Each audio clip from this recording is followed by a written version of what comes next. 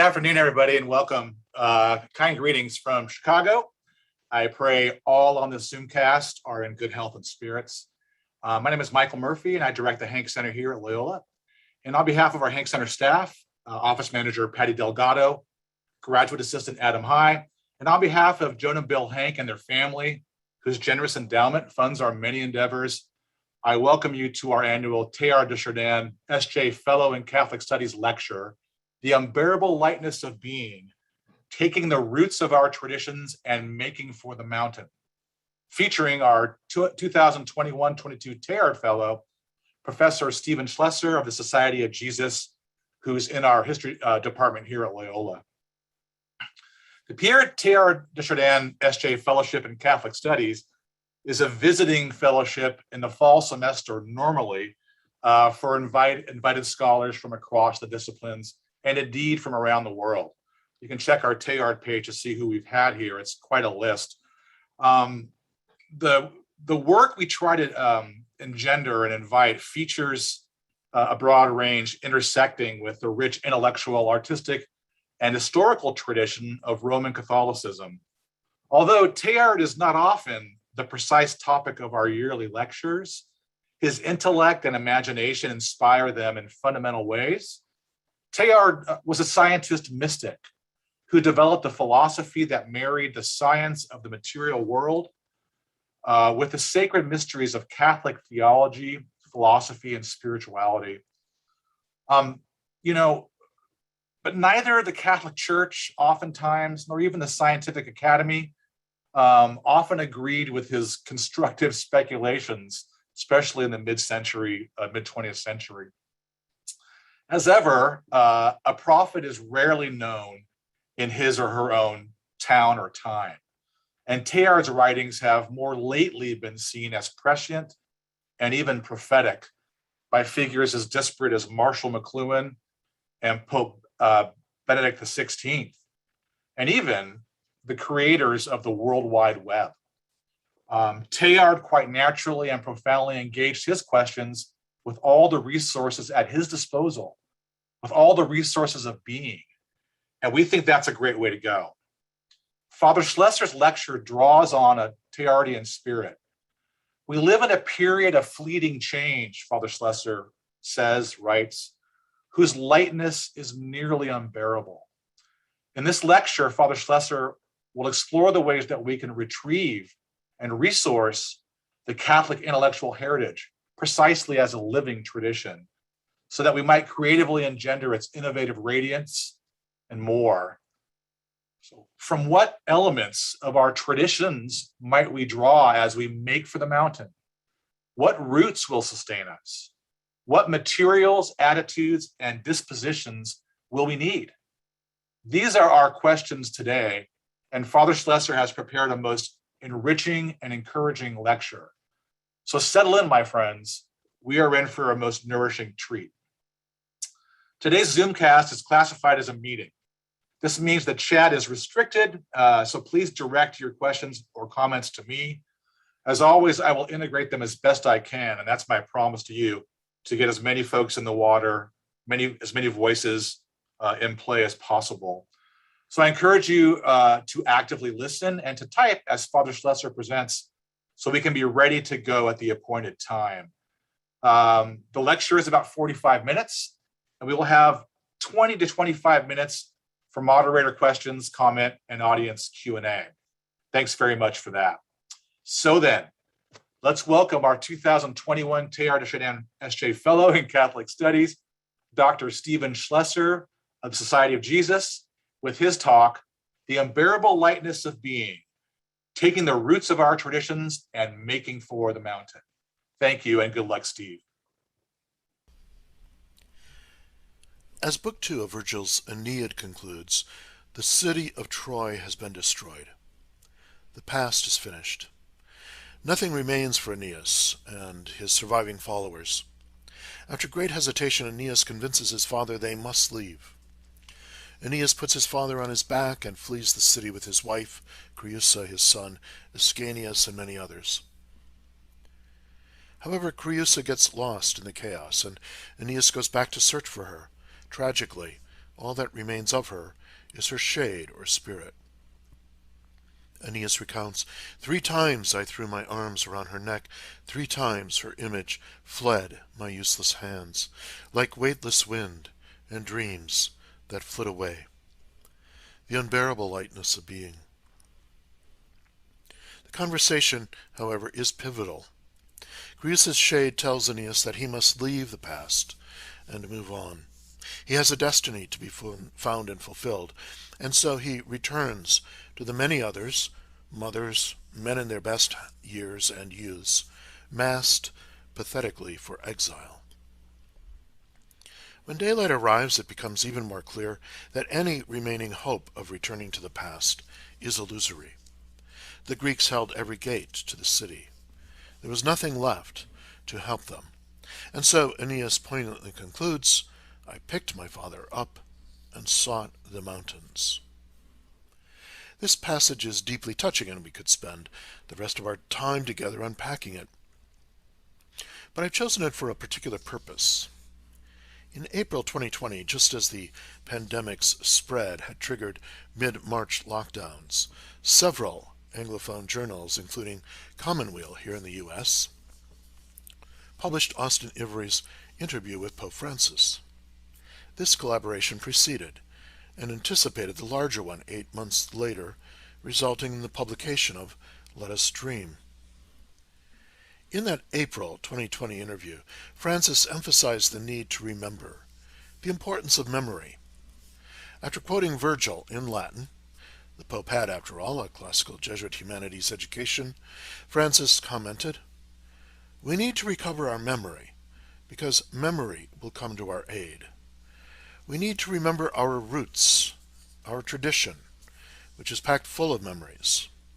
And he predictably recalled Ignatius Loyola's exercises, which he noted are completely taken up with remembering. It's a conversion through remembrance.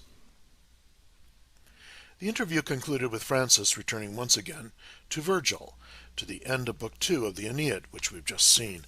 Francis glosses, 2 paths lie before Aeneas, to remain there, to weep and end his life, or to follow what was in his heart, to go up to the mountain and leave the war behind. It's a beautiful verse. I gave way to fate, and bearing my father on my shoulders, made for the mountain. Francis summed up, this is what we all have to do now, today, to take with us the roots of our traditions and make for the mountain. For an essay concurrently published on the British Jesuits' Thinking Faith website, Ivory beautifully captured the Pope's paradox. Remembering our future. Remembering our future, recovering our roots in order to move forward. The image of Aeneas at Troy gives poignant substance to a claim Francis has been making since he first assumed the papacy 8 years ago. Enormous technological innovations, he has said, mean that humanity is experiencing a turning point, a time of epochal change. 2 years later, he made this claim more exact. And while the official Vatican website translation maintains the wordplay, epoch of change, epochal change, simpler English makes the point more clearly. We're not living an era of change, but a change of era. In short, we're like Aeneas at Troy. 2 paths lie before us. We can remain, or we can take up our roots and make for the mountain. As Ivory underscores, the injunction is paradoxical. We must remember our future. This paradox shouldn't surprise us. Francis's thought is shot through with paradoxes. Massimo Borghesi's illuminating account of Francis's intellectual journey underscores Francis's doctoral work on Romano Guardini's concept of polar opposites. Opposites must be kept in tension for creative novelty to emerge. Like polyhedrons, their unity is a complex one. Borghese also highlights the young Bergoglio's debt to his Jesuit elders, Gaston Fassard and Henri de Lubac. Fassard was a noted Hegelian whose numerous publications included a study of the dialectic of Ignatius's spiritual exercises. Henri de Lubac, later a cardinal, is pictured here holding up his award-winning book on the prayer of Teilhard de Chardin, the Jesuit for whom this lecture is named. De Lubac was a long-time friend of Teilhard's and an advocate for his thought long after his friend's death. Among de Lubac's numerous publications were several on paradoxes. For de Lubac, finite human reason and infinite transcendent reality will always be in unresolved paradox. Paradox, says de Lubac, is the search or wait for a synthesis. It is the provisional expression of a view which remains incomplete, but whose orientation is ever towards fullness. The universe itself, our universe in growth, and there you have the fundamental point of his friend Teilhard, our universe in growth is paradoxical. The synthesis of the world has not yet been made. As each truth becomes better known, it opens up a fresh area for paradox. The connections between Guardini's polar opposites and de Lubac's paradoxes are probably clear. And paradoxes showed up just weeks ago when Commonweal published an English translation of Francis's introduction to a just published book in Italian on Catholic social thought. In that introduction, the Pope notes, Christian faith lives by a fascinating and compelling paradox, a word very dear to the Jesuit theologian Henri de Lubac. Both de Lubac and Guardini frame the cosmic horizon against which to read these lines from one of my favorite of Pope Francis's homilies. God is the Deus semper maior, the God ever greater, the God who always surprises us. Because of this, to be a Jesuit means to be a person of incomplete thought, of open thought, because he thinks always looking to the horizon, which is the ever greater glory of God, who ceaselessly surprises us. And this is the restlessness of our inner abyss, this holy and beautiful restlessness. The Pope's words were addressed to Jesuits at a Mass for the titular feast of the Society of Jesus, but clearly they also apply to anyone whatsoever, religiously believing or not, who approaches the world as a paradoxical unity of opposites. Finite human thought, located within an infinitely, or near infinitely, unknown cosmos. The contrasting position would be what Charles Taylor has now classically termed the immanent frame, the box of four-dimensional, finite, time, space, energy, matter, in which we observe and reason. Francis's paradoxical vision exhorts us to remember our future. We are standing with Aeneas at Troy. We must take the roots and make for the mountain. This injunction seems especially appropriate as we commemorate this year with gratitude the 15th anniversary of the Joan and Bill Hanks Center for the Catholic Intellectual Heritage here at Loyola University Chicago. As Francis would say, heritage is not to be understood in an antiquarian way. He consistently insists that heritage should not be equated with a museum or mausoleum. Rather, heritage is the extended living root system that makes possible the transplanting of a tree leaning into a future as yet unrealized environment. These reflections can seem overly abstract. Let me put some flesh on them with the help of some literary minds. Written in 1982, Milan Kundera's The Unbearable Lightness of Being will achieve its 40th birthday next year. It's long been a cornerstone of my personal canon and a favorite work with which to introduce students to basic metaphysical themes. The title is both familiar, but also enigmatic. Enigmatic because it expresses a paradox. In theory, lightness, weightlessness, ought to be easy to bear. A 5-pound bag of sugar is light. A 150-pound barbell might well be unbearable. It's heaviness, of course, that we would usually find unbearable. But when it comes to the paradox of being, things are different. It is the lightness, the apparent insignificance of it all, that becomes heavy. Patty Ann Rogers' poem, The Possible Suffering of a God During Creation, paints the problem with pathos.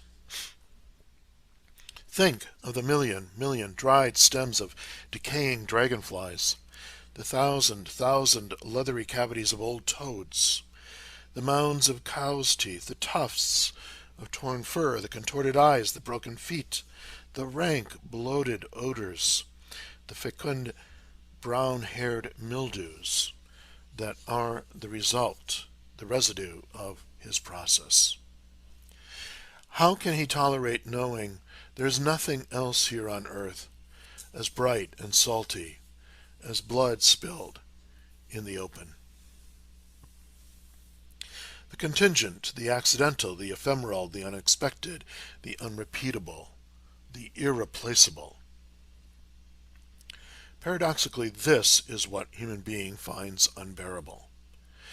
And so we attempt to add weight, to anchor fleeting things to something lasting. Although thoroughly postmodern, Kundera reaches far back into pre-modern antiquity to set out his fundamental frame. On the one hand, he invokes Parmenides to represent the one. It does not change. It's unitary. It's reliable. It is Nietzsche's eternal return. On the other hand, Kundera invokes Heraclitus to represent the many.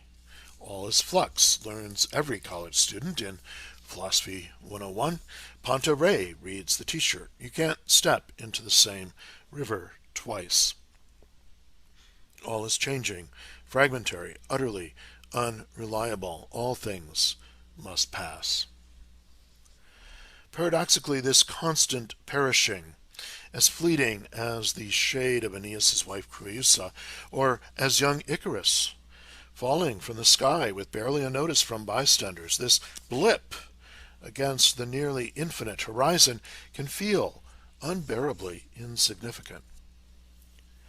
Kundera negotiates two things he cannot accept. He cannot accept Parmenides' one, or Nietzsche's eternal return, or religion's eternal God. He's much too aware that existence is like the Vltava River that flows through the heart of Prague, needing to be spanned by 18 bridges. On the other hand, he also cannot reconcile himself to a world of only passing shadows. Einmal ist keinmal, once is never, says Tomasz to himself. What happens but once, says the German adage, might as well not have happened at all. Not unlike Pope Francis, Kundera sees the need for roots, the need to root the flux in something deep and sturdy, to root the many in the one. Although Kundera cannot root the flux in an unchanging one, he settles for the long duration of remembered repetitions. The coincidences in our lives, the repeated coincidences if we notice them, and for Kundera, noticing repeated coincidence is something of a moral imperative. Noticed coincidences become our lives' leitmotifs. And as these leitmotifs return, the same motifs but in different contexts, our lives become like musical compositions. The many changing variations are different and unique throughout the years. Think, for example, 20 years of Thanksgiving dinners, or the recurring appearance of the bowler hat in changed context throughout Kundera's novel. But the returns are recognizable and unitary because they're repetitions of the same motifs. True, repetition is not forever. It's not an eternal return. But repetition recurs often enough to give substance and weight to our shadows. Memory provides the weight, paradoxically, that lightens the unbearable burden of being. That weight is the beauty that comes through remembrance. Kundera can seem arbitrary, Alfred North Whitehead, the British metaphysician who came to teach at Harvard, made it seem eminently systematic and necessary. Whitehead wrote about this negotiation between two poles not as a problem only for us finite humans, but the ultimate framework of existence. Whitehead's text, shot through with neologisms, makes for notoriously difficult reading. So it's very touching to come across this utterly unexpected, homespun aside. All metaphysics, says Whitehead, is an attempt to think philosophically about what was expressed with beautiful simplicity in an old Scottish Anglican hymn. Abide with me, fast falls the eventide. Or think of Gerard Manley Hopkins's Wreck of the Deutschland. Hopkins first expresses his admiration for the creator of the Heraclitean River, now reimagined as an ancient flood, the turn of the seasons, the unruly passions of the roiling sea, as well as the roiling of the human mind. I admire thee, master of the tides, of the Yore flood, of the year's fall. The recurb and the recovery of the gulf's sides, the girth of it, and the wharf of it, and the wall, stanching, quenching ocean of a motionable mind. Then the imagery turns from slippery water to solid stone. Ground a being and granite of it, past all grasp God, throned behind death, with a sovereignty that heeds but hides, bodes but abides. Abide with me. Fast falls the eventide. Kundera's vision of being's unbearable lightness plays itself out in the tumultuous relationship between Tomage with his many and Teresa with her one. A repeated series of withdrawals and returns. Life as a rondo. Theme and variations. Paradox. The Catholic sacramental vision also preserves paradox. Denis Lebertov's sacramental vision owed a debt to Paul Claudel, the French Catholic revivalist literary figure. Lebertov encountered Claudel at least 30 years before her reception into the Catholic Church. We see this in her diary entry for New Year's Day, January 1st, 1959, a day that went down in history as the day Fidel Castro came to power, 1 year before John F. Kennedy would be elected the first Catholic American president. During the late December 1958 holidays, Lebertov had been reading Wallace Fawley's recently published study of Claudel. She copied out notes by hand. Claudel, she noted, saw existence as an interplay between two primal elements. On the one hand, unending motion and becoming. On the other, primordial unity or oneness. In between these two poles lay a third element, the human spirit. This spirit alone, said Claudel, could comprehend something of the bond between the instability of the world and the stability of God. And this was the poet's human linguistic task, to name the perpetually perishing object in relation to what is unchanging. This, noted Lebertov, rescues it from its fate of dissolution. In other words, relating the changing object to the unchanging gives its weight, roots it, rescues it from the lightness of being. This is sacramentalism, usually referred back to St. Augustine's definition, sacramentum et res, sign and reality. A symbol of a sacred thing and a visible form of invisible grace. Taken broadly, this worldview envisions objects in the world as having Claudel's two elements.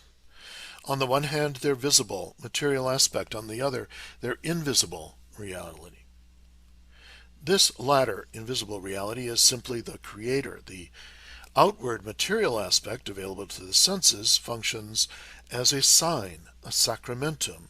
It points beyond itself to the divinizing action that it both embodies and effects. Baptismal water is water as well as divine cleansing. Eucharistic bread is bread as well as divine sustenance. This is sacramentalism, a creation that, while passing through limited temporal space, simultaneously carries the unlimited and uncreator, its absolute other. Levertov deployed this ancient vision in thoroughly contemporary terms. Her poem City Psalm was written sometime in what came to be known as the long hot summer of 1964. Just half a year after the Kennedy assassination, that summer saw race riots explode in cities more than any time since 1919, right after the First World War. And the Gulf of Tonkin incident sparked the escalation of America's involvement in Vietnam. Levertov poured out her anguish. The killings continue.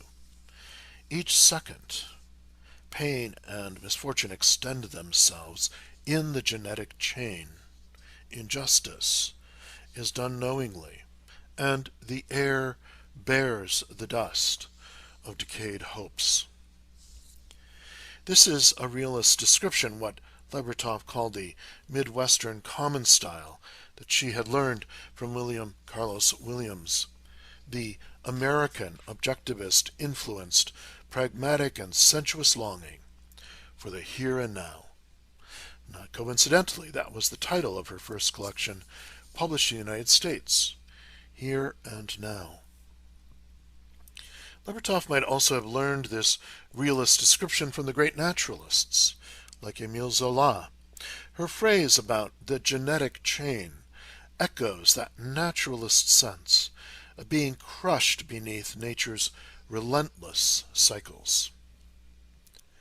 But after this introduction, the tone turns into something quite different, a surrealist, perhaps, or even a supernaturalist, or even, like ancestors on her mother's side, a visionary.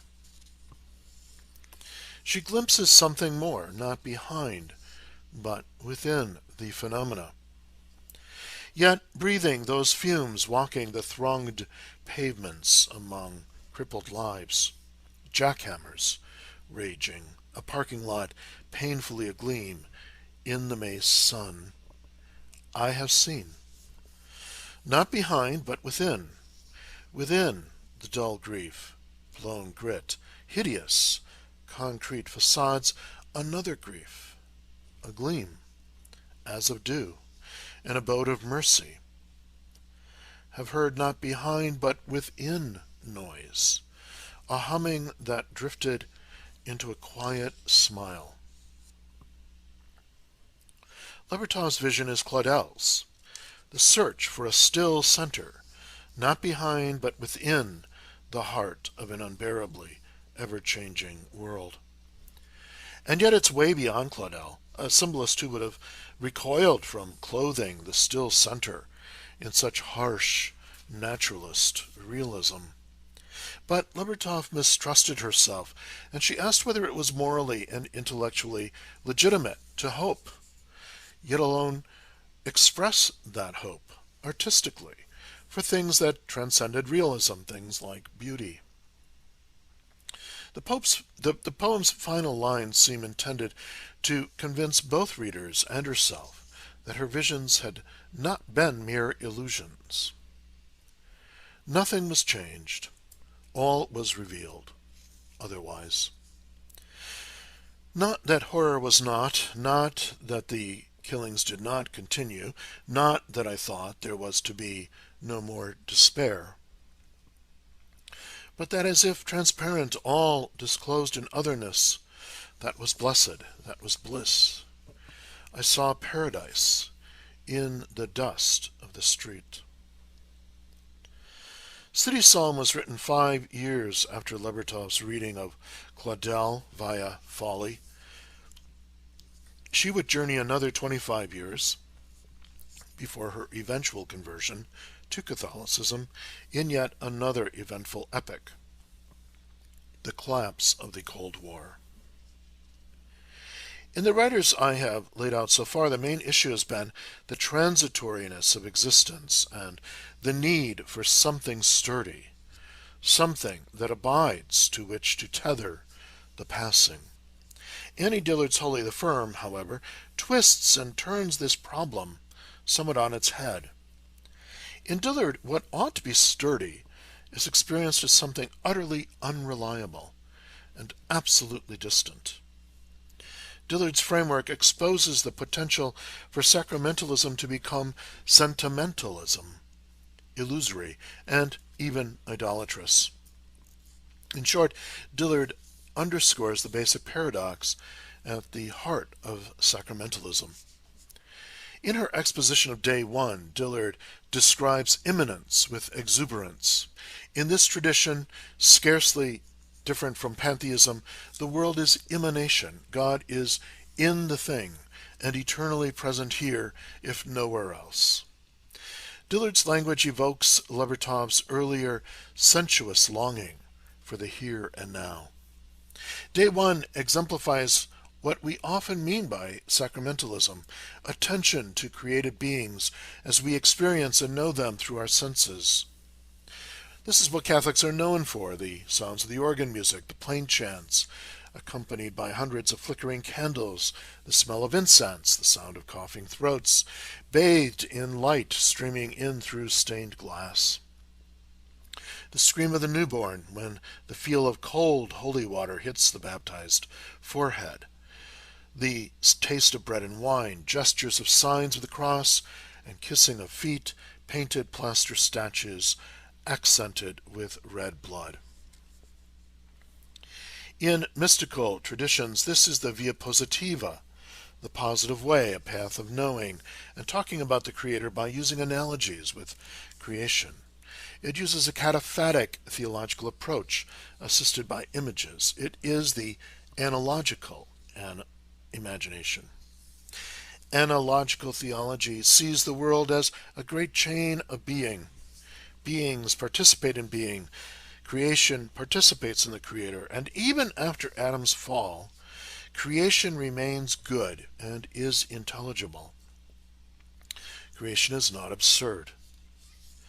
This line stretches, at least from the Neoplatonists through Thomas Aquinas, up to Shakespeare, the gateway to modernity. The great chain of being grounds natural law. So much argument here about what it means, about its particulars, but basically it is a conviction that human reason can discover connections between facts and values. This high estimation of reason is the dominant aspect of Catholicism, but its dominance ebbs and flows.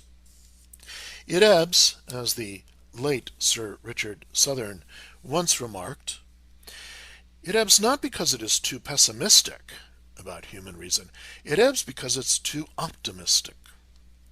As many examples demonstrate, Catholicism often tends toward being overly presumptuous. Here's just one example. In 1866, the Holy Office of the Inquisition, today's CDF, responded to the inquiry of a bishop in Ethiopia with this instruction. Slavery itself, considered as such in its essential nature, is not at all contrary to the natural and divine law. And there can be several just titles of slavery, and these are referred to by approved theologians and commentators of the sacred canons. The date is chilling. It's 1 year after President Abraham Lincoln's second inaugural address, and soon thereafter, assassination. Lincoln, at least agnostic, if not atheistic, nevertheless proposed that America's Civil War bloodbath was some kind of cosmic retribution for the evils of slavery. In this ethical juxtaposition, it would seem, the non-believer put the overly presumptuous Catholic teaching authority to shame. Catholicism's high estimation of nature, reason, and consequently human institutions can tend toward idolatry. For Aquinas, untempered optimism, presumption, is a moral vice, and one could make a case for presumption being a recurrent Catholic temptation. The innocent presumption in Dillard's Day 1 is followed by the tragic accident in Day 2. A plane falls from the sky and burns badly little Julie Norwich. Her medieval anchoress namesake had written, "All manner of things shall be well." But all is not well following this senseless burning of the innocent. Day 2 introduces the ancient tradition of absolute emanation. Emanating from God and linked to him by Christ, the world is yet infinitely other than God, furled away from him like the end of a long banner falling. What had been an optimistic, great chain of being in Day 1 becomes here in Day 2 a vertical line of the world, a great chain of burning. In mystical tradition, this is the via negativa, the negative way, the dark night of the soul of St. John of the Cross. This is apophatic theology, knowing God only through negation, only by being able to say what God is not. Abandon everything, said Dionysius. God despises ideas. This is the tradition of that little medieval classic written, appropriately enough, by an anonymous writer, The Cloud of Unknowing. We live, often enough, in a fog of war. Note the title of Levertov's collection of last poems, This Great Unknowing. It's a long journey from here and now. In sacramental theology, this is the res, the pole opposite the sacramentum. The word simply means thing or reality, and here it means the divine, grace, or more plainly, God. It's at the opposite pole of creation. It's the Creator. It's the holy other. Perhaps the bluntest formulation of this absolute distance of God is found in the Fourth Lateran Council of 1215.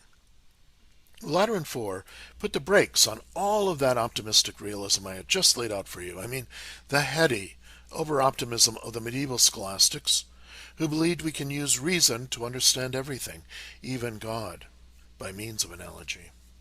The council wasted no words in its critique.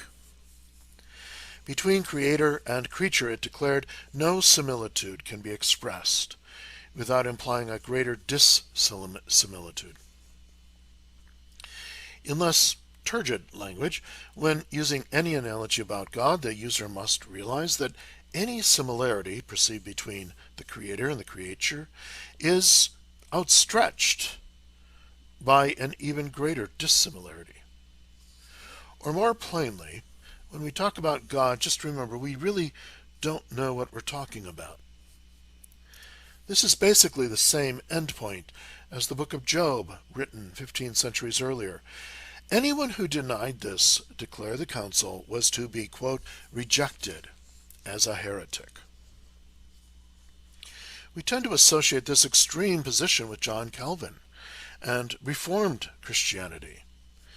In order to preserve the absolute majesty and distance and freedom of God's will, Calvin opposed it to human will or merit. Calvinist iconoclasts attacked images, breaking stained glass windows, taking hammers to the heads and limbs of statues, and dragging others out to purifying fires. But it's worth recalling that Karl Rahner, the great German Jesuit theologian, preached in this same vein to his parishioners buried in the rubble, quite literally buried, after a Second World War. They'd been robbed of their comforting images, their expectations of a provident God in the total destruction that the Allied forces had rained down on Munich.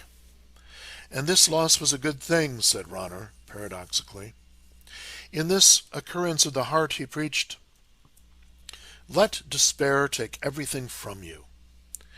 In truth, you will only lose the finite and the futile, no matter how great and wonderful it was, even if it is you yourself.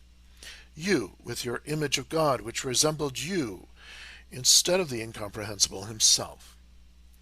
Whatever can be taken from you is never God. This radical insistence on the absolute otherness of God is shared by the radical monotheism of the three religions of the book: Judaism, Christianity, and Islam.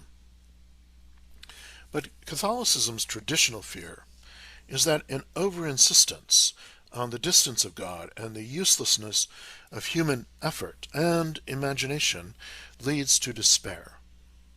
And for the tradition articulated by Aquinas, despair, like its contrary, presumption, is a moral vice. St. Augustine said it first: there are two kinds of things that kill the soul: despair and false hope. In the Catholic worldview, immanence and emanation, sacramentum and res, must always be held together in tension. This is the essence of sacramentalism, and it is irreducibly paradoxical. Annie Dillard, lacking a third word in the tradition to complement immanence and emanation, calls this dynamic tension, this day 3, wholly the firm. We live, she says, suspended, or sometimes torn apart, between the attractive weight of God's immanence and the terrifying weightlessness of God's eminence. This section opens with words echoing Job's, a taut statement of epistemological modesty. I know only enough of God to want to worship him, by any means ready to hand. In this third and final section, Dillard's prose turns progressively purple and increasingly inaccessible. And I say to my students, it's okay, don't sweat it. She's just telling you, with increasing incomprehension, you can't comprehend it. In the end, wholly the firm is the virtue of hope, virtue being the middle way, the mean between extremes. Sacramentum leads to presumption. Res leads to despair. The unresolved paradox of sacramentum at res, held in dynamic tension, grounds hope. It's difficult to imagine paradox. Maybe it's impossible. I myself fall back on an image given by one of my best profs many years ago. Orthodoxy, he said, is like a game of squash. Orthodoxy is ceaseless motion. The ball must be kept in play between two limiting walls, and when the ball jumps the limits, flies out of bounds, severs the tension, the tradition calls that heterodoxy. But as long as the ball remains in play, the paradox remains, wholly the firm. John Berryman put day 3 in terms I absolutely love. Unknowable, as I am unknown to my guinea pigs, how can I love you? I only as far as gratitude and awe, confidently and absolutely go, whatever your end may be, except my amazement. Gratitude, awe, amazement. Berryman leads me, finally, to Bynum, and wonder. Carolyn Walker Bynum's presidential address for the American Historical Association has a simple title, Wonder. Bynum begins with a charming anecdote about graduate research in 1969 Paris. She recalls a student protest sign that became her personal manifesto. Toute vue de chose qui n'est pas étrange et fausse. Every view of things that is not strange or foreign is false. The student protester had borrowed the line from an essay by the French writer and philosopher Paul Valéry. Every view of things not strange or foreign is false. If something is real, it cannot help but lose some of its reality by becoming familiar. To meditate philosophically is to make a return from the familiar to the strange, and in the strange to encounter the real. In other words, the key to teaching philosophy, and perhaps all the humanities, as well as the sciences, is not so much to render familiar the unfamiliar, as to return what has become overly familiar back to its original strangeness or foreignness. Bynum compiles a lexicon of medieval terms describing degrees of wonder as opposed to knowledge. Some terms imply that we can fully comprehend and assimilate something. For example, general categories or the usual, the not strange. But others imply that there are strange things that we can never fully comprehend. Wondrous things, wonderful things, resist our attempts to comprehend, assimilate, fully digest, colonize, domesticate. Bynum then applies these ancient examples to present-day contexts. I would argue that we write the best history when the specificity, the novelty, the awfulness of what our sources render up bowls us over with its complexity and its significance. Our research is better when we move only cautiously to understanding, when fear that we may appropriate the other leads us not so much to writing about ourselves and our fears as to crafting our stories with attentive, wondering care. At our best, it is the strange view of things for which we strive, not least because, as Thomas Aquinas understood, admiratio has to do with teaching. Surely, our job as teachers is to puzzle, confuse, and amaze. We must rear a new generation of students who will gaze in wonder at texts and artifacts, quick to puzzle over a translation, slow to project or to appropriate, quick to assume there is a significance, slow to generalize about it. Not only as scholars, then, but also as teachers, we must astonish and be astonished. For amazement yearns toward an understanding, a significance that is always just a little beyond both our theories and our fears. Every view of things that is not wonderful is false. In this change of era, Pope Francis calls for taking up roots of tradition and making for the mountain. This tradition is paradoxical, a never-ending tension of polar opposites. The ultimate frame is open, not closed, transcendent as well as immanent. The paradox implies persons of incomplete thought, always keeping the ball in play. To astonish and to be astonished. To be amazed at what is always just a little bit beyond both our theories and our fears. Every view of things that is not wonderful is false.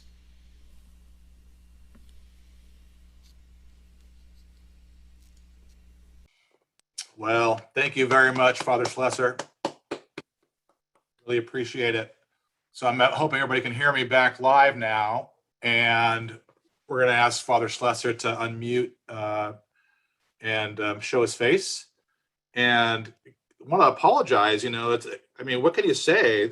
It's a classic. I was thinking about Holy the Firm and Dillard as we went through a tech difficulty. So there's something Holy the Firm about this, that the tech failed, but Father Schloesser's voice rang true and became kind of an anchor as we kind of, all too typically, navigated those nefarious robots that come in the evening and take over our our online lives.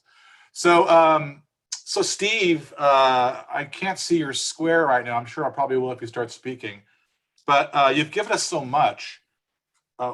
We need proper time to digest. I'm aware of that with the crowd. So maybe some people will ask some questions as we speak.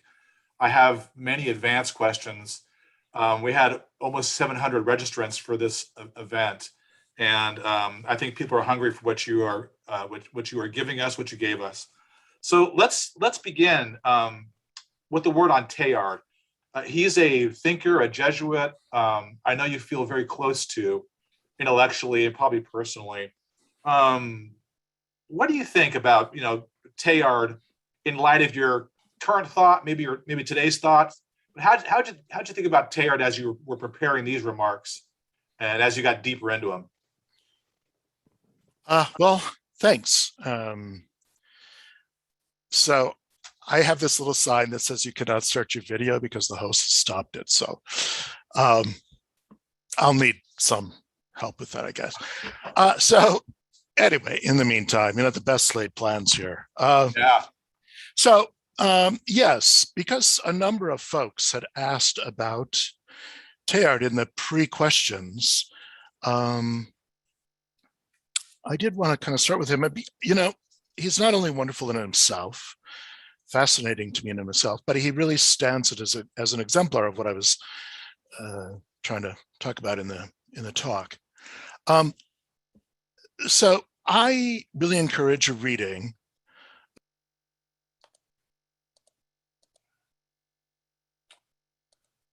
Steve, can you unmute yourself there?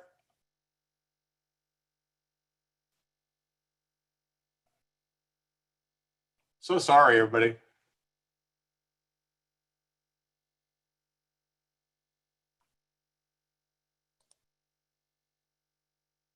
We need Steve to unmute. Gosh, so sorry. This is really unusual. I think this is our nothing's perfect. We usually go off without a hitch here. So we need to have Steve Schloesser unmuted. I'm asking him to unmute here. And here he is. Thanks, Okay, Steve. so we got that one. I think they're working on the video thing. Okay. So anyway, okay. I really encourage a reading of Susan K. Sax's book, Americans Teilhard, Christ and Hope in the 60s. And I looked at it this morning and there's not a single star review on Amazon. So it might be a book that got lost in the pandemic. It was released in late March 2019. What I love about this book is that it looks at the reception of Teilhard in the US between 1959 and 1972. And what she does is show us why Teilhard was so popular, but also why the popularity waned. So popular, it was right after Sputnik, it was science, it was a decade filled with looking forward, horizons of all kinds of things new and so on. What she shows, though, is that his appeal waned about 1971, 72, precisely because there was just so much violence and polarization in the United States, just a lot of despair. Frankly, 1972 looks a lot like 2022. And because people had read Teilhard through a very particular lens, I would call it unbridled optimism, just enthusiasm for all kinds of futuristic things. Well, by 1972, and this is actually before the Watergate impeachment proceedings, the loss of Vietnam, that he just didn't seem that believable anymore. So what Teilhard really represents for me, especially in light of her wonderful book, is what happens when we repress or we forget one half of Holy the Firm. When we're all for the optimism of day one, which is how Teilhard was read in the 60s, but we leave out or ignore that other negative pole, the apathetic pole of day two. And this really was a misreading of Teilhard because there's a dark side to him. I mean, this guy survived the Battle of Verdun, one of the worst experiences in human history. So he wasn't a fool. And essential to his vision really is two poles: divinization of activities, which we all like, and the divinization of passivities. And we're less keen on that. And for Teilhard, this is really essential, that suffering of all kinds, including sickness and diminishment and death, these too need to be divinized as we are moving toward the future. So I would love to see, in response to a number of the questions that have been asked, a revival of Teilhard, that cosmic infinite horizon, which is also Rahner, the forward thrust and all that. But, I think we should also just remember that we should read him in a day 3 way. Teilhard is both. He is both that optimism visionary, and he really understands Dillard's day 2, that sense that the material world, it's just filled with accidents, as we saw today in the presentation, and all kinds of unanticipated things. I think if we read Teilhard as he himself was, and I think I saw Frank Frost here visiting, making that wonderful movie. He's about wonder and awe, and that's always going to include the strange, the foreign, the other.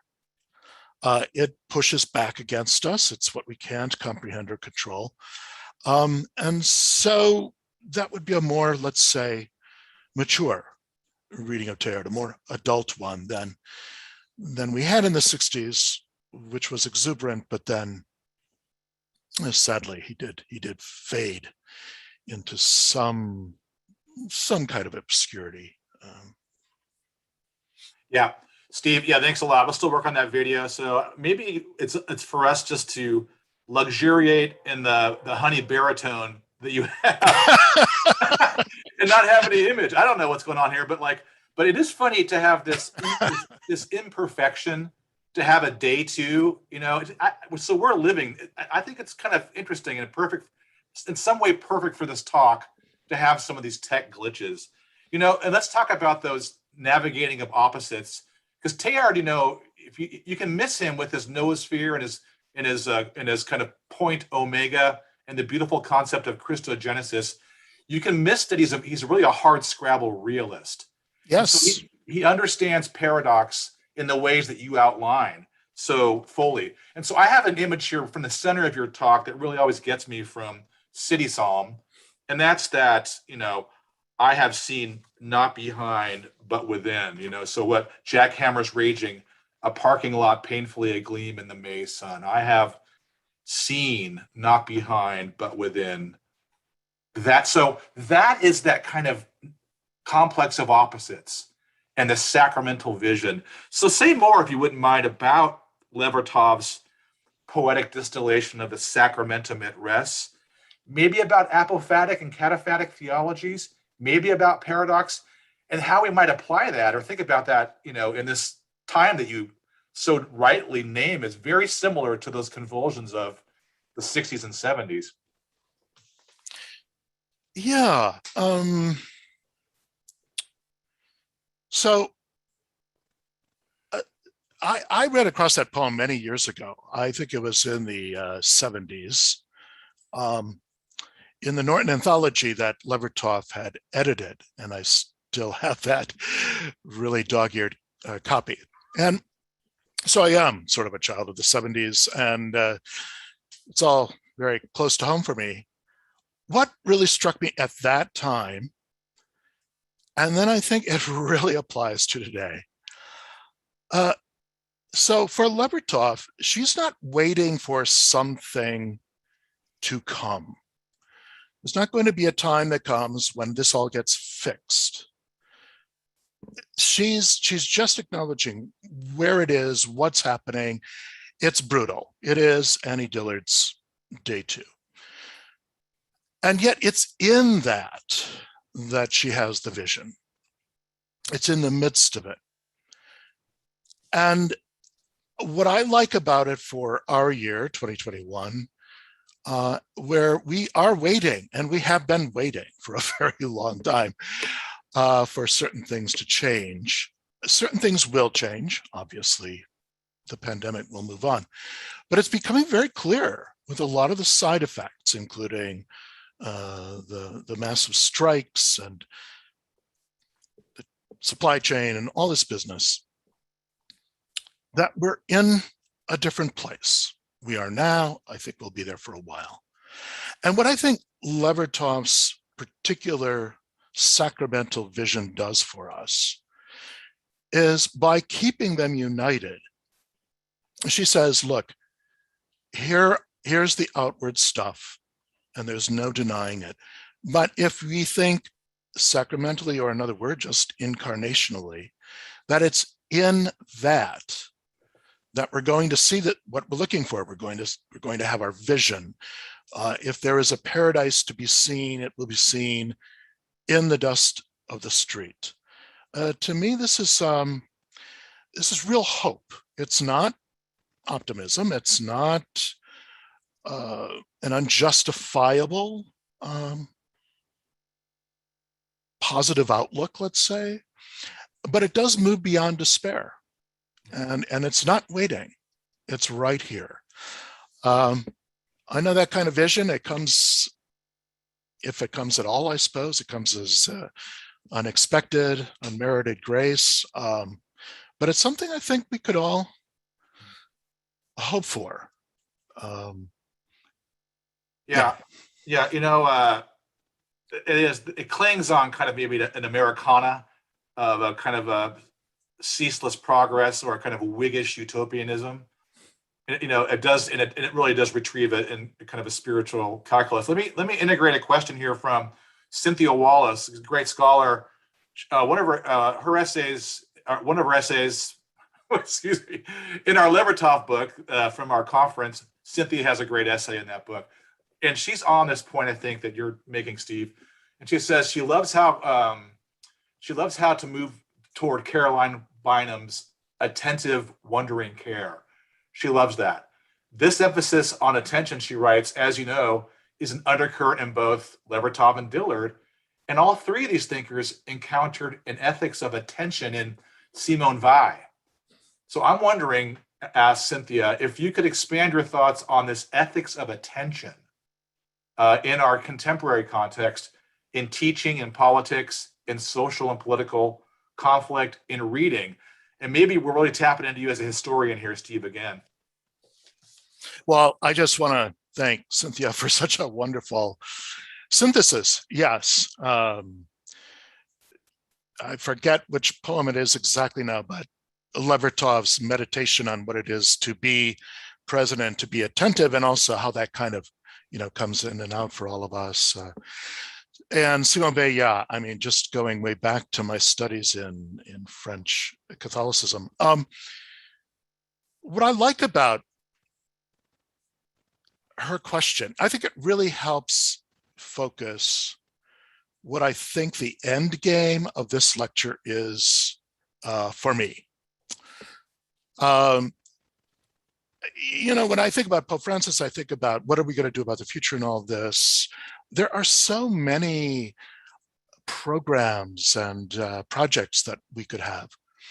But I think it has to be something a little more radical. I think it has to be a different way of looking at the world. I think that the projects and sort of getting a little tired. And I think maybe we're feeling some kind of collective exhaustion. So when we think about Bynum, she is doing this in 1997. It really is the heyday of deconstruction. There's just a new, wonderful new history, intellectual history of deconstruction that came out last month in the United States. And I thought it's kind of funny because it means it's historical now. We look back and we can talk about it as a historical epic. And so her concern at that time was the kind of flattening presentism that came out of that mode of thinking.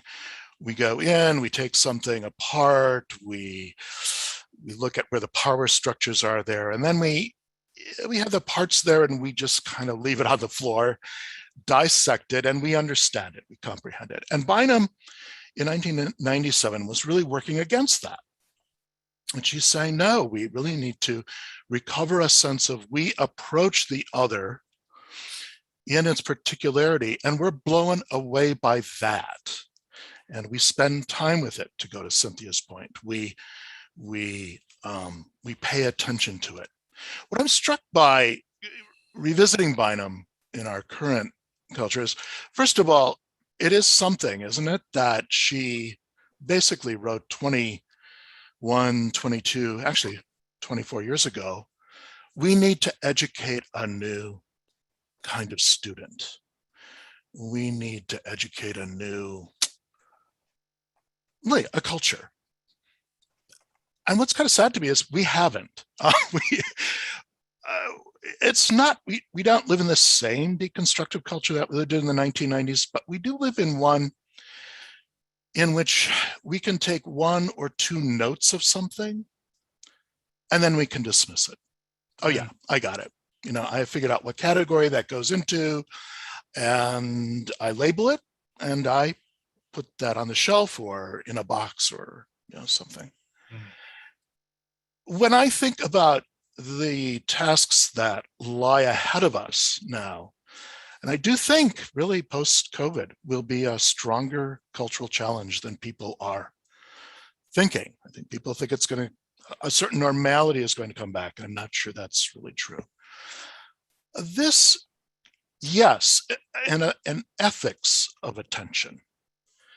I noticed one of my former colleagues from Boston College is on here, Ginny Reinberg, Reformation, Renaissance.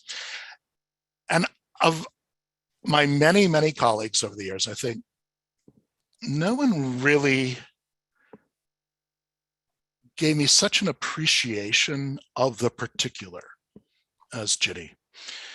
And to my own propensity, having basically done my earlier grad studies in philosophy, to my own propensity to go to the abstract category, to fit things in, to make sense of them, Ginny really helped me look at things as a historian and be just blown away by the irreducibly particular spatio-temporal located object. And if there is an end game to the lecture and to entering with Bynum that way, yes, it's to encourage more of, let's be slower. Yeah. Let's be slower. William Lynch's great line, be slow to move from the many to the one. He's always emphasizing. Yeah, and so that's wonderful, and I love the meditation there. But see, there's almost like a categorical tension, because we are worried about the tyranny of the immediate that makes its demands, yet we want to be particular and slow. Can you add a further distinction there? And really, there are some questions. Larry Fisher has one about William Lynch, and then someone else has come in here. Who is it? It's someone on, sorry, I'll get the name, but we have a couple of questions on Lynch. So how would you, again, distinguish between a tyranny of the present or the immediate, and then giving the particular its due in a slowness? A great question. Not sure I have a good answer for it. Yeah. So when I think of the tyranny of the present, I think of the device that pings, and then the person feels, I need to go attend to this, and then some outrage of the second shows up, and then my blood boils, but then comes the next ping, and so I move on. This is not attention. This is a very different idea of the present, and I appreciate your question, because present and presentism, they could easily be confused. I think the device needs to be put down, and I think the self needs to step back and reframe whatever it is that is in front of me and pay some attention to it. This business of successive jolts of energy and attention getting, to me, this is exactly the opposite of what is meant by what Bynum is saying, what Simone Weil is saying, and so on. Thank you. Very good. This is a question from, I think I've met Steve before, Father Stephen, forgive me, is it Mailu? My French is terrible, Steve. but from Loyola Marymount University, I believe. And he writes a question about Pope Francis and says this, or asks this, in terms of Pope Francis's Jesuit influences, is there a tension between an openness to paradox, with Henri de Lubac, and a desire for dialectical resolution, as in Fessard? If so, is that tension positive or negative in terms of future possibilities for our hyper-polarized politics? It's a great question, Steve.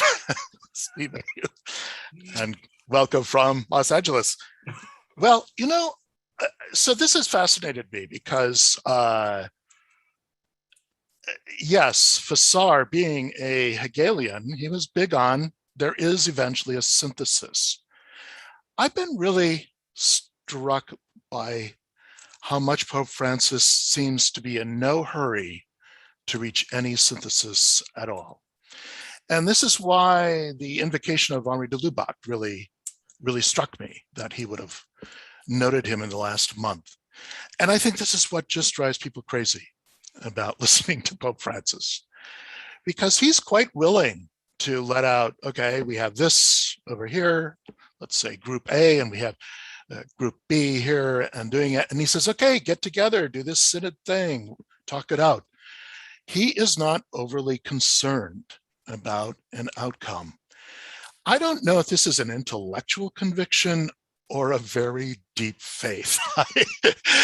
I just have never really figured it out, but I've been struck over and over by how he doesn't seem to feel any compunction to bring that to closure. So when Steve makes the point about our present day political circumstances, and where it seems that we have all of these tensions, and will they ever be resolved? Is that in the Pope's mind? I'm not sure it is. And I could be totally wrong. It's not like I'm a great expert on him, but it seems to me that he has a faith, as did Guardini, that, and I should also say Carl Jung, that holding those in tension will itself be productive of creative novelty, but they won't be resolved. I could, could really be wrong, but I'm just. Yeah. No, I think, it's normative teaching, actually. It's actually very Thomistic. I mean, Thomas Aquinas loved the tensions. That's where things got real for him, more than the scholastic kind of cartoonish caricatures may have given us there in the late Enlightenment thought. But you really get me thinking too, and thanks, Steve, for the question from our friends at Loyola Marymount about the tension and about faith and about paradox. So if you have someone like Einstein, he'll say no problem worth solving was ever solved in the plane of its original existence, right? That's level one. Someone like Nicholas of Cusa on paradox will say, yeah, the paradox resolves, but not on your plane, right? It might be more of like a Teilhardian plane, and that's tough for humans to take because finite human reason wants to control things. So I don't know though, because this is where I get into a jam about politics, and maybe this is your, because we all can get abstract and excarnate, and we want to have some practical solutions that this tradition can bring. So if we're making for the mountain, what does that mean? Is that some kind of feckless Benedict option where we run off to the hills and we wait it out? Or can we have more of an Ignatian option and enter into the cities? Well, can I give two examples? Please do. One. We, in my view, we really operate out of a lot of presumption. So let's take any doctrine. Okay, let's take Christ has two natures. One person, two natures. And going back to that old prof's diagram of the ball in play, what is orthodoxy? It's that Christ was fully human and Christ was fully divine. That's it. What does that even mean, really? It doesn't resolve. There is no synthesis. You can't understand it or comprehend it. All you know is that you have two things. They must be held in tension at the same time. And all you really know is when the ball goes out a little too extreme on one or the other sides, that's kind of over. It's not easy to hold two things in tension at the same time. No. A second example, so that's a theological example. A second one is, I don't know if you read 2 days ago in the New York Times, a lovely, very moving essay by, I believe it's a professor at Brandeis, talking about the origins of the Thomas Jefferson statue in New York City, which was just removed. And why was it removed? Because it was seen as, it was labeled as, this is a statue to a slaveholder. And the professor from Brandeis laid out its history. It was actually donated by a Jewish immigrant who made money and had sufficient money to put that up. And he did that. And he also, I think he bought Monticello in the early 20th century to keep it up because it was in such a bad way. He was devoted to Jefferson. Why? He was Jewish. He was a religious refugee. And he had come to a country in which he was okay here. It was okay to live. What I love about that story, and I just taught a unit on the contestation of statues 2 weeks ago, so it's really on my mind, that all statues are always contested. They look unitary, but what people are investing in them are often totally at odds. They represent different communities. And I thought, I wonder if it's possible in our culture to hold both of those things at the same time. To think of Thomas Jefferson as, yes, a slaveholder, and also the architect of a constitution and a country in which a Jewish refugee from pogroms abroad could come and find liberty. So I don't think this is as abstract, perhaps, as we're making it. But what would have to happen is we'd need to be able to entertain both of those things at the same time, hold them in tension, and who knows where that goes. Yeah, thank you, Steve. Really well said. So to speak in terms of your talk, it might be that in our divisive political culture, which might just be what human culture is, we want to live in day one or day two. Yes, yes. And so it becomes puritanical, doesn't it? If one's not, with the day one crowd and, you're in the day two crowd. And, the mark of a good education, a good liberal arts education in the Jesuit Ignatian tradition and elsewhere was always the mark of being able to dwell in those ambiguities, not in some uncourageous way, but to understand those tensions. I'm just going to read here what one of our viewers has just typed from a quote from Teilhard, and maybe that'll be our second to last thing before I give you one more question, Steve, but it really is quite great. And I want to make sure I have the person right, and that's, I think, Teresa Birch. And here's what Teilhard writes: "Nothing is more beatific than union attained, nothing more laborious than the pursuit of union. For 3 reasons at least, a personalizing evolution is necessarily painful. It is basically a plurality. It advances by differentiation. It leads to metamorphosis. And that's it. That's from On Suffering from Teilhard." Magnificent. Yeah. Isn't it? Yeah. Well, it is. And it brings up a very famous quotation from Teilhard that shows up on a lot of posters and Hallmark cards and stuff. I'm going to forget the words now, but it's to be patient. And to be patient with yourself, because yeah, things don't make sense, but the Lord works over the long haul. What I like to say to students about this is I love it. It's a beautiful quotation. But we have to remember that when Teilhard is talking about working over the long haul, he's a paleontologist, right? I mean, the average unit of measurement is like 10,000 years. And then it goes up. He's very into the slow, patient process, and part of it is the nature of his scientific background. And he's also just really aware, and it's one of the reasons I like using those fossils at the beginning. I love Patty Ann Rogers' poem. Yeah.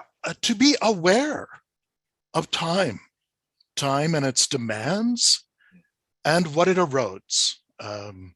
So that's a wonderful quotation. Thanks for that, from his book on suffering. Yeah, Teresa. And really, if we think about since maybe 9/11, but really probably with the advent of the digital revolution, the time is different now for a lot of us, and so to be slow is very difficult. And then Laura, I think Laura here has given us that quote, Steve. This is Laura Elo. Sorry if I have it wrong, Laura. Above all, trust in the slow work of God. That's it. Yeah. Yeah. Beautiful. Yeah, wonderful. And let's close with thinking about young people. On the advanced questions, there were several that were asking things like, how can we have the work of Teilhard, be realized and appreciated by young people? But then also things like, how can the Catholic intellectual tradition be, I don't know, taught to be more of a as a draw to young people? Pardon me for stumbling there, but you know what I'm saying here. Is there, what's up with Generation Z? Is there wonder and awe, to kind of use your language, right? The very last thing you say is, every view of things that is not wonderful is false. Do students still get that? And how can we help with our traditions?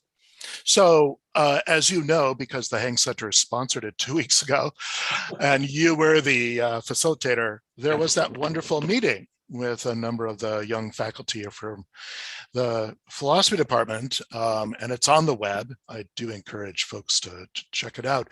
And I think it was Naomi Fisher, if I'm correct, Dr. Fisher, who gave that beautiful example of the student in her class who really just expressed a great deal of depression, and saying, we live in a totally determined world. What is the point? It was a kind of cultural despair. And of course, we really see this with eco despair, which has become a very common phenomenon. So I don't want to think of Carolyn Bynum as frosting on the cake. I think what she is asking us to do is the essence of religion. Now I realize I've started to speak like a very old man. And as each year goes by, I feel that more and more. I feel, what is the point of religion? And I don't have anything against moralizing or ethics. They're very important. They're what we build society on and all that. But what is it about? It's about standing in wonder and awe that anything exists at all, which I might add is one of Levertov's poems, right? Yeah. That anything exists at all. And to be filled with that kind of amazement is what it feeds me. I don't know whether it feeds, other people. A really simple book that I love to use to explain what I'm saying here, because I think Carolyn Bynum can seem a little lofty. You may know Ross Gay's Book of Delight, and it came out, whatever it was, last year or the year before, and beautiful interview with him on being with Krista Tippett. And he set out one year, every day he was going to journal a delight he had encountered that day. And some of them are pretty wild, Some of them are, kind of normal. Some of them are pretty. Some of them have a lot to do with some kind of uh, uh, racial affront that he encounters. What I think is wonderful about that book is, and everybody, just got rave reviews, is that it brings us back to this. Are we able to practice that on a daily basis? That we would consciously seek out where's the strange, where's the foreign, where's the delight, where's that complex of particulars that is just at one time it's just grabbing my attention, and at the other I'm kind of blown away by it. I'm there's a little bit of distance because I'm so amazed by it. So I don't know. I feel sometimes when I give talks and stuff that I might be just totally not engaging where people are, but I feel so often people are looking for solutions. Yeah. Problem solved solutions to projects that they have. And I think the ethical, the moral it's important, but I keep going back to the metaphysical because for me, yes, but we will always have those problems. But can we live in them in the way that Levertov does? Yeah. In that poem, can we? Can we be so amazed by something that's not behind but within it that we can be fed? And to me, going forward, I don't really believe much in a lot of problem solving. We're doing it all the time. We are always trying to solve. What we're not doing, really, I think, is paying much attention, which I think is that's what feeds us. That's Steve. I just right there with you. Maybe I've always respected your work. A lot of the stuff on the Catholic imagination, really important in those late '90s at GTU. Maybe people on the call know that. But what you've done? You brought back in metaphysics here, and you really brought back in Jacques Maritain and his wonderful distinction between mystery and problem that he outlines in a preface to metaphysics. And you're talking about mystery, and these are different registers, and so it's wonderful for us to be able to think about, you can solve like a murder or a robbery. That's not mystery. That's a solvable problem. But things like suffering and wonder and forgiveness and joy, those are deepening mysteries that we get by penetration, and they're inexhaustible. I like to conclude this, what has become a radio hour. Sorry about that. No, I think it worked out great. But who I saw on the call, Steve, is our mentors from Stanford, Alan Barber-Gelpi. Oh my gosh! Oh, how wonderful! I wish I could unmute them, but I think what we can do is, I think I'll do this, Steve. So I'm gonna take us out with a poem. I do want to thank you for your preparation, your excellent teaching. The slide deck's amazing. We promise we will send the video. We'll post the video with no mistakes, so you can watch, viewers. You can watch this again. Steve and I might do an overtime thing where we talk more about this. Maybe bring another voice in. We'll see. Can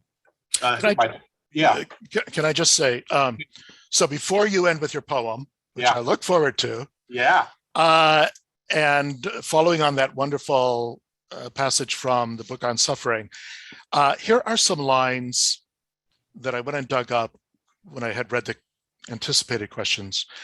They're from the writings in the time of war. I believe this is from the edition that edited by Ursula King. It's the Orbis edition of the Spiritual Masters Teilhard, and it's on page 51 exactly, in case you want to look it up. So this is what I mean by there's a way of reading Teilhard that represses his awareness of suffering. And then there's a way of reading him that just brings it all together. So He says, it's a blessing. The paragraph begins, blessed passivities. And then he says, I bless the vicissitudes, the good fortune, the misadventures of my career. I bless my own character, my virtues, my faults, my blemishes. I love my own self in the form in which it was given to me and in the form in which my destiny molds me. And then here's a line which actually, in Annie Dillard's Seeing, some people may recall this. She uses the same line, which I think both of them are getting from Thérèse Descartes, Mauriac. What is more, I strive to guess and anticipate the lightest breezes that call to me, so that I may spread my sails more widely to them. There it is, both poles. Day 1, day 2, day 3. I love that. I love that passage. So glad you read that. Just beautiful. There's a great symmetry here. I think Denise Levertov will help us close too. So maybe we'll do this prayerfully. And it's Primary Wonder by Denise Levertov. Days pass when I forget the mystery. Problems insoluble and problems offering their own ignored solutions jostle for my attention. They crowd its antechamber along with a host of diversions, my courtiers, wearing their colored clothes, cap and bells. And then, once more, the quiet mystery is present to me. The throng's clamor recedes, the mystery that there's anything at all, let alone cosmos, joy, memory, everything, rather than void. And that, O Lord, Creator, hallowed one, you still, hour by hour, sustain it. Thank you all for attending. Again, we'll have some afterlife on this. Father Dr. Steve Schloesser, thank you so much. Blessings on a good evening, everybody, and take good care. Good night. Thank you.